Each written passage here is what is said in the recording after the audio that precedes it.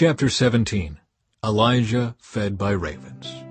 Now Elijah, who is from Tishbe in Gilead, told King Ahab, "As surely as the Lord, the God of Israel, lives, the God I serve, there will be no dew or rain during the next few years until I give the word."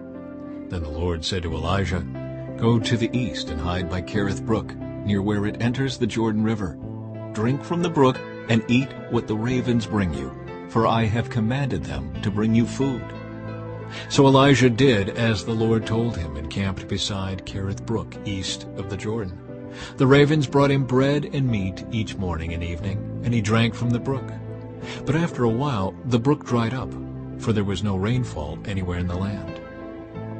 The widow at Zarephath. Then the Lord said to Elijah, "Go and live in the village of Zarephath, near the city of Sidon. I have instructed a widow there to feed you." So he went to Zarephath. As he arrived at the gates of the village, he saw a widow gathering sticks, and he asked her, "Would you please bring me a little water in a cup?" As she was going to get it, he called to her, "Bring me a bite of bread, too."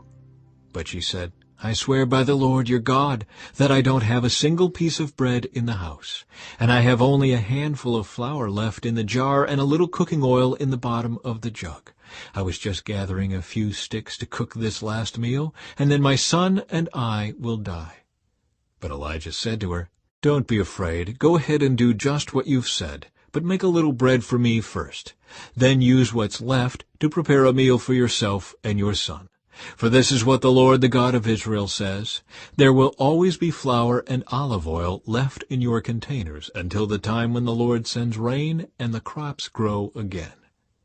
So she did as Elijah said, and she and Elijah and her son continued to eat for many days. There was always enough flour and olive oil left in the containers, just as the Lord had promised through Elijah.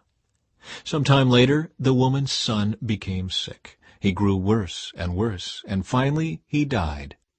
Then she said to Elijah, "Oh, man of God, what have you done to me? Have you come here to point out my sins and kill my son?"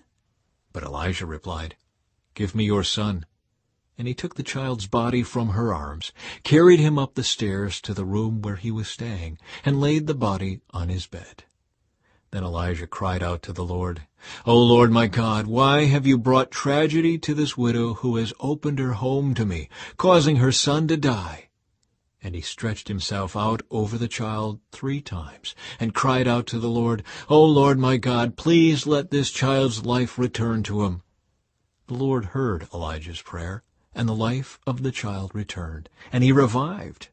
Then Elijah brought him down from the upper room and gave him to his mother. "Look," he said, "your son is alive." Then the woman told Elijah, "Now I know for sure that you are a man of God, and that the Lord truly speaks through you."